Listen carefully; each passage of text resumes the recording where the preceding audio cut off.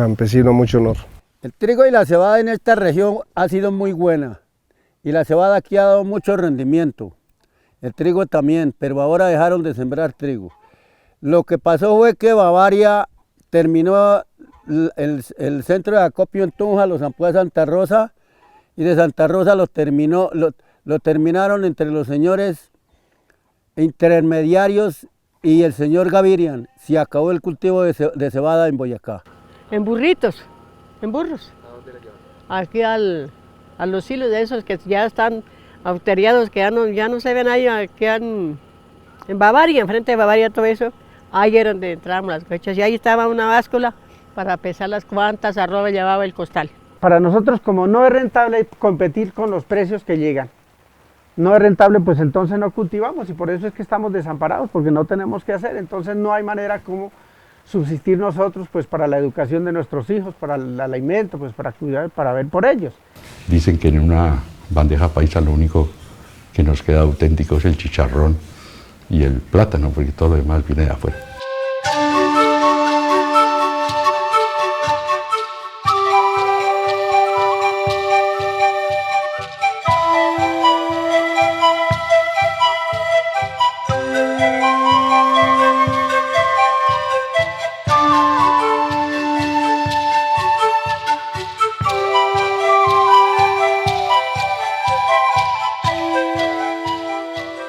Pues el trigo y la cebada hacen parte de los cultivos que significan la revolución neolítica que se dan en la media luna fértil, cuando mejora el clima, cuando acaban las glaciaciones, hace unos 10.000 o 12.000 años, se siembran esos cultivos en lo que se llama la media luna fértil, que incluiría lo que es hoy Irak, Irán, Siria, hasta Egipto.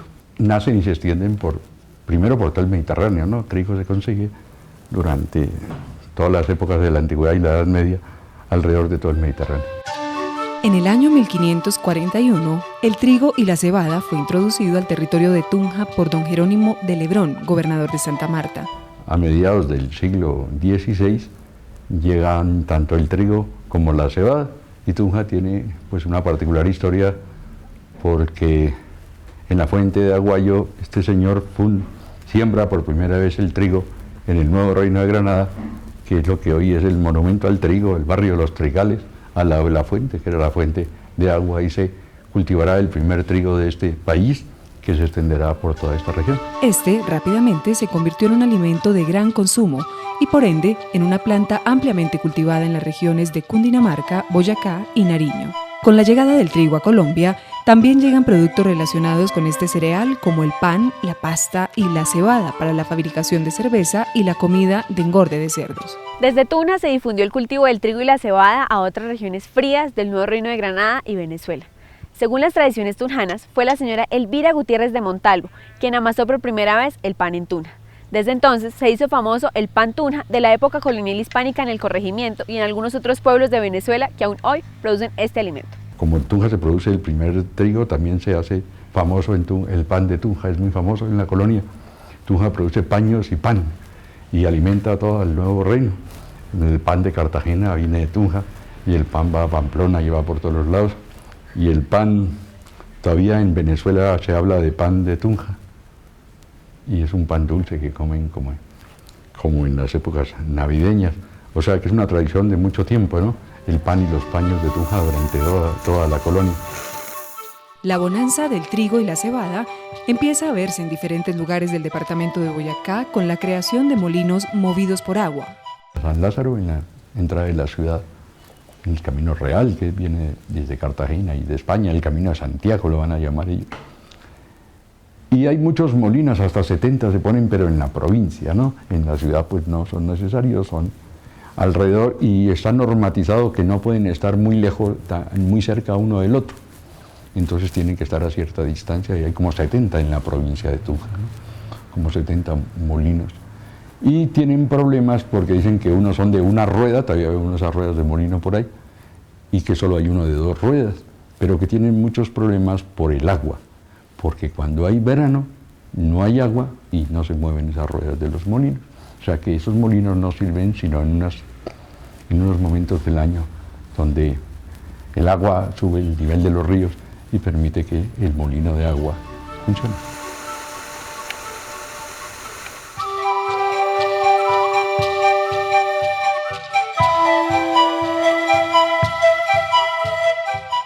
Villa Leyva se va a crear por eso, para solucionar un problema de orden público de Tunja. Había demasiada gente, había terminado la conquista y no sabían qué hacer con toda esa gente. Entonces la mandan a Leyva y en Leyva se van a sembrar los principales trigales y va a durar eso como hasta finales del siglo XVIII, que ahí registran los cronistas, sobre todo Basilio Vicente de Oviedo, dice que hubo un eclipse en 760, no me acuerdo la fecha exacta, y que debido a ese eclipse las espigas de trigo se llenaron de un polvillo rojo y empezó a perder y no volvió a dar semilla, no hubo harina. Y pues lo que yo he leído de esas épocas es que se extendió por toda hasta Bogotá. En Bogotá también hay una crisis en toda la sabana y sale una devoción especial a raíz de esa pérdida del trigo, que es a la Virgen del Campo, que se celebra en Bogotá. Se hace todo un santuario y toda una peregrinación para que ese hongo que acabó con los estos vuelva a recuperarse, pero en realidad todos los molinos que había alrededor de ese trigo se perdieron, ¿no?, con esa bajada del trigo a finales del siglo XVIII.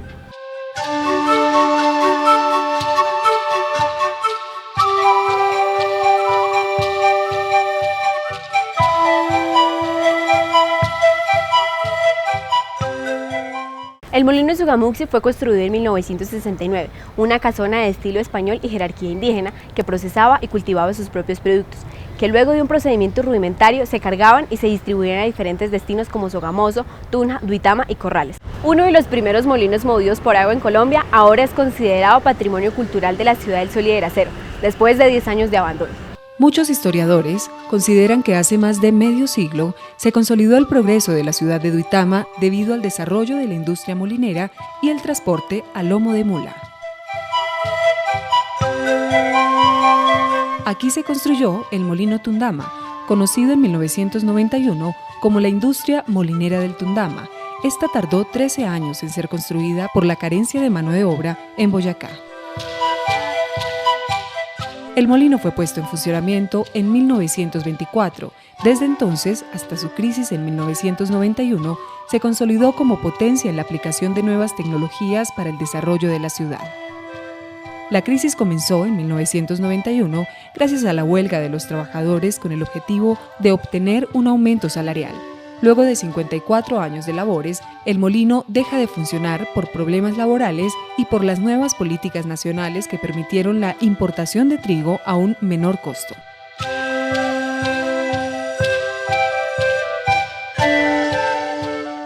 A través del tiempo, el trigo y la cebada han sufrido dificultades relacionadas tanto con enfermedades como la roya amarilla, el sarro o moho de callo.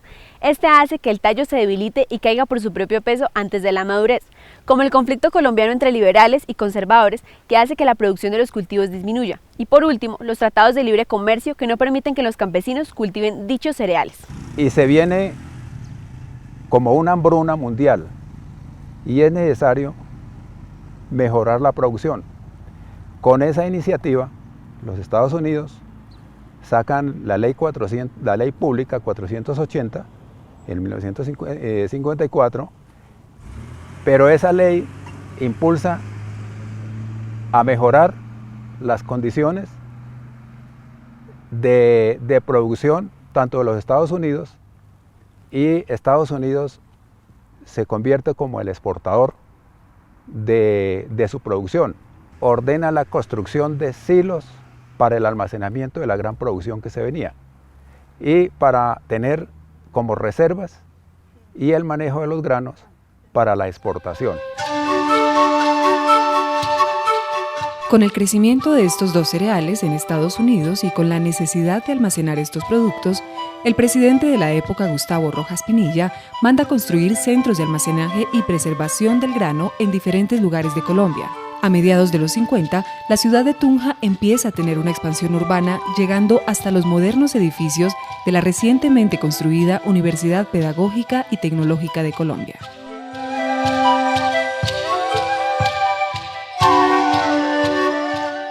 Sin embargo, los contrastes planteados por su localización geográfica los convertían en un lugar apropiado para ubicar allí las instalaciones destinadas a impulsar la incipiente industria local.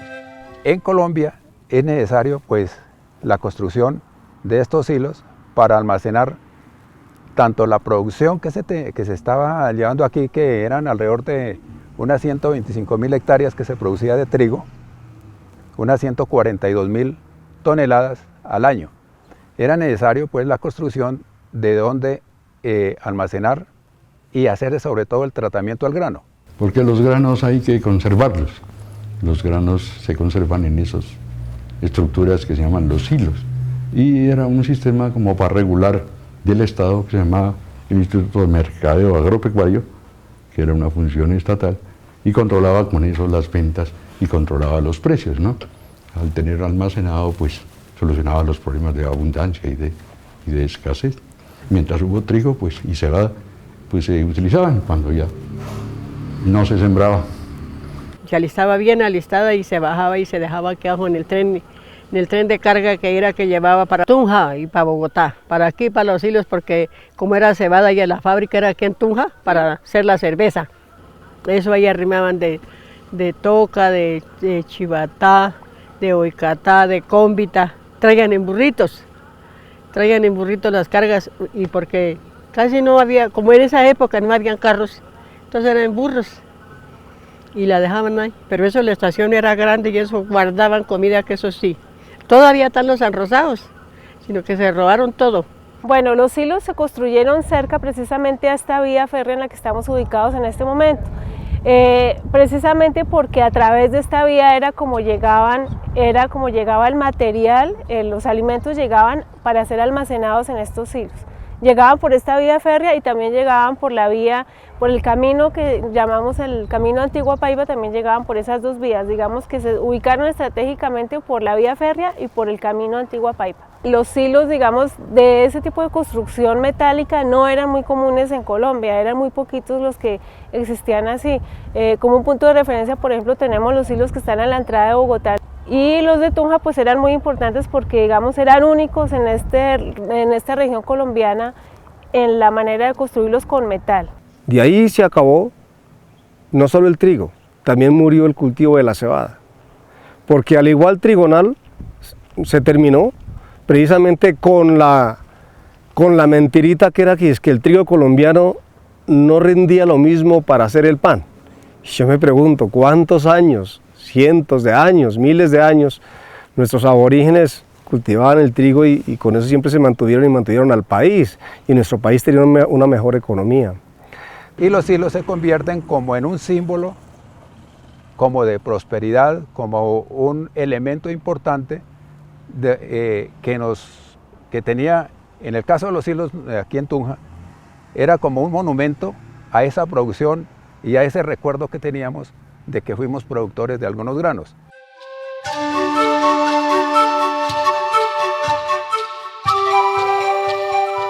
Con las aperturas económicas y de libre comercio, los productos como el trigo y la cebada sufren un descalabro económico, ya que las multinacionales de Canadá ven en Colombia una opción para vender sus productos a un menor precio y una mejor producción del grano.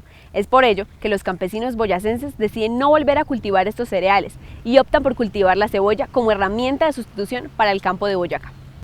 Porque según las políticas del gobierno, les sale que más barato importar que producirlo. Y eso es una gran mentira. Es el modelo económico que nos implantaron nosotros, de hacer de que nuestros cultivos desaparezcan, mientras que la inversión extranjera, las multinacionales, están acabando con lo que es nuestro. Ya no era rentable para nosotros sembrar a los precios que nos pagan el trigo nacional, pues nos tocó buscar otras alternativas. Y lamentablemente la cebolla desgasta mucho los suelos, mientras que el trigo es al contrario. El trigo antes abona los suelos porque sus rastrojos, como nosotros llamamos comúnmente, son de gran beneficio también para la tierra, tanto también como para el hombre. O sea, el grano para el hombre y los rastrojos del trigo para la tierra. ¿Ya amarraste? No. Pero los silos no se salvaron de esa apertura económica.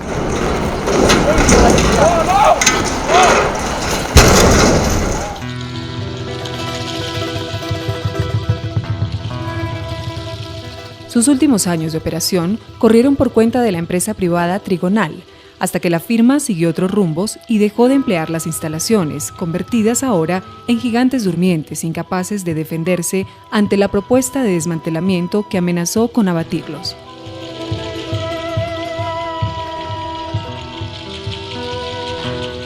Es por ello que la alcaldía de la ciudad de Tunja vende la estructura a particulares y con este espacio piensan construir la Normal Superior de Tunja.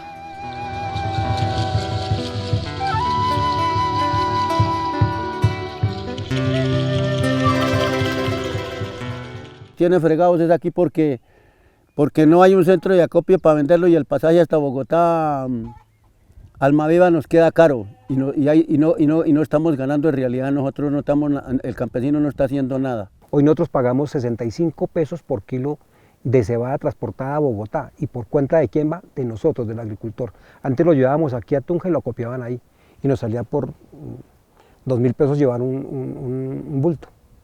Entonces, eso no obedece a nada. ¿El gobierno qué hizo? Proyectos que finalmente nunca le dieron como la relevancia que necesitaban, la responsabilidad a las personas que necesitaban, los acabaron, los demolieron, los vendieron por chatarra y se acabó eso. Ahí quedó. Pues yo creería que ya ahorita no hay a dónde vender la cosecha, por eso es que ya no se cultiva trigo, porque no hay a dónde venderlo. Toca vendérselo al intermediario y el intermediario se queda con el 50% de la utilidad que lo que hace el agricultor.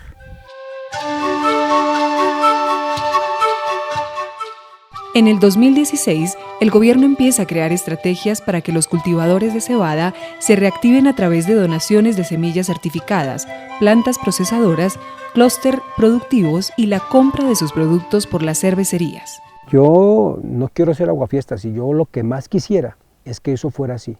Además porque estando en el campo uno sabe qué es lo que le duele. Finalmente nosotros aquí representamos muchas familias y sabemos las necesidades. Dios quiera que eso fuera así. Pero lo voy a decir y no lo hago ni despectivamente, no. Aquí es un poco de promesas incumplidas. Y le voy a decir, hace 2 años o 3 años hicimos aquí, hubo un paro aquí en Boyacá.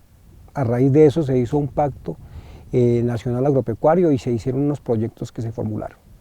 ¿Qué pasó con eso? 8.000 proyectos se presentaron, de los cuales aprobaron 800 en primera instancia.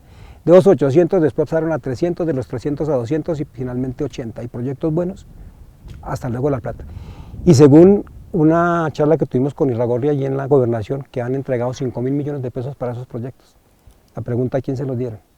Este gobierno, para este año, a partir de este momento en que estoy hablando, va a meterle al país 7.500.000 toneladas entre trigo y cebada. Y uno se pregunta, el señor Irragorri dice que nos va a ayudar a los campesinos. ¿Y cómo? Es un gobierno de doble cara. Con una mano nos dice que nos ayuda y con la otra nos va metiendo la puñalada. Porque imagínense, ¿cómo puede ser rentable este cultivo si Estados Unidos aún están, como le dijera, en competencia con el Canadá, va a meter 7.500.000 toneladas de cereales por intermedio del convenio con el gobierno? Vamos a sembrar, y que vamos a sembrar no sé cuántas hectáreas, pero hectáreas de qué y para qué, y cuántas están dispuestos a subsidiar. ¿Sí? Entonces son muchos, hay muchos factores, como ustedes, es clima, ¿cierto? Aquí el gobierno también se ha quedado muy corto en tener algunos planes para almacenar agua, por ejemplo. Aquí en Boyacá, reservorios son muy poquitos donde se puede almacenar agua. Vamos a incentivar, vamos a dar, ¿a quién? El abono lo trajeron de Rusia y lo trajo Becol. Y hablamos con el gerente de Becol para poder comprar ese abono. Dijo, sí, yo se lo vendo a granel y descárguenlo del buque allá en Santa Marta y tráiganlo para acá. ¿Cuánto nos cuesta eso? Y así son todos los apoyos, porque es que aquí la parte gubernamental o no entiende las cosas o es muy miope. Pero nosotros necesitamos unos beneficios hoy en maquinaria.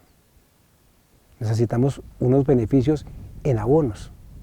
Necesitamos unos beneficios en la comercialización, pero que sean reales, ¿cierto? Porque nosotros hacemos muchos, aquí seguramente me voy a poner la soga al cuello y seguramente lo van a escuchar muchas personas, hacemos unos convenios donde la empresa privada siempre lleva las de ganar y el campesino siempre lleva las de perder. Con esta estrategia, el gobierno nacional busca mejorar el nivel de vida de los campesinos y que las tierras mejoren sus nutrientes, ya que en el 2015 el área de cebada sembrada en Colombia es de 5.700 hectáreas y la producción de 13.500 toneladas en los departamentos de Boyacá con un 73,8%, Cundinamarca con un 14,7% y Nariño con un 11,4%.